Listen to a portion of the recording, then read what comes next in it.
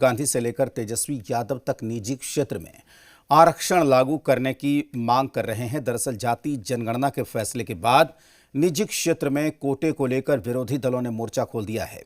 विपक्ष का यह कहना है कि जाति जनगणना का असली मकसद तब पूरा होगा जब प्राइवेट सेक्टर में भी आरक्षण लागू किया जाएगा, ताकि पिछड़ों और वंचितों के जीवन में सुधार आए, नौकरियों में भागीदारी मिले। इस रिपोर्ट में देखिए।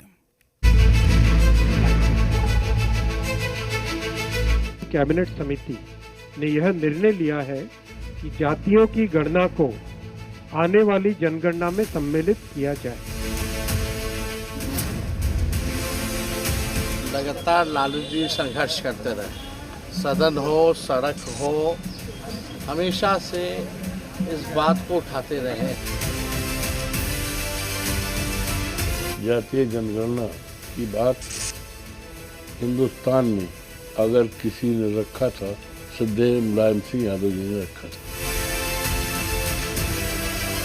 जाति जनगणना का विषय क्रेडिट का विषय नहीं है, ये डेबिट का विषय है। जाति जनगणना पर क्रेडिट की लड़ाई के बीच अब निजी क्षेत्र में आरक्षण की मांग फिर से उठने लगी है।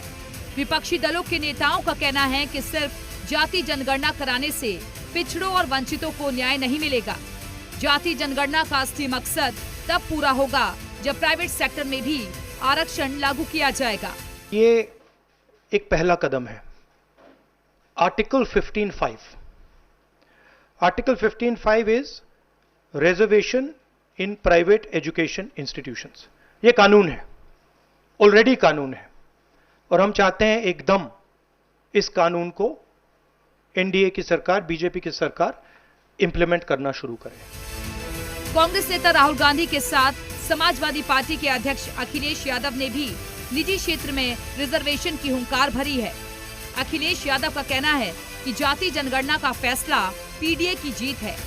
अखिलेश यादव ने राहुल गांधी का समर्थन करते हुए कहा कि प्राइवेट संस्थानों में भी आरक्षण होना चाहिए।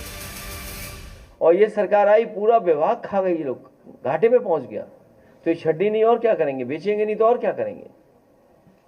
ये प्राइवेटाइजेशन जानबूझ कर रहे हैं, और आने वाले समय में जाति जनगणना के बाद ये बात उठेगी कि प्राइवेट संस्थाओं में भी आरक्षण होना चाहिए। यूपी के अलावा बिहार से भी प्राइवेट सेक्टर में रिजर्वेशन की मांग उठाई जा रही है। आरजेडी नेता तेजस्वी यादव ने इसके लिए पीएम मोदी को पत्र भी लिखा है। तेजस्वी यादव ने दलील दी है कि प्राइवेट सेक्टर को पब्लिक सेक्टर के संसाधनों का फायदा मिला है, इसलिए उन्हें भी सामाजिक ताने बाने की तरक्की में सहयोग देना चाहिए। ये एक पहला चरण है, उसके बाद बहुत सारी चीजें, द्वार खुलने चाहिए, आरक्षण का दायरा बढ़ना चाहिए, निजी क्षेत्र में आरक्षण का प्रोविजन होना चाहिए, क्योंकि निजी उस तरह से निजी नहीं होता। बहरहाल बीते कई दशक से प्राइवेट सेक्टर में भी आरक्षण की मांग की जा रही है। हालांकि इस मांग के विरोध में दलीलें दी जाती है।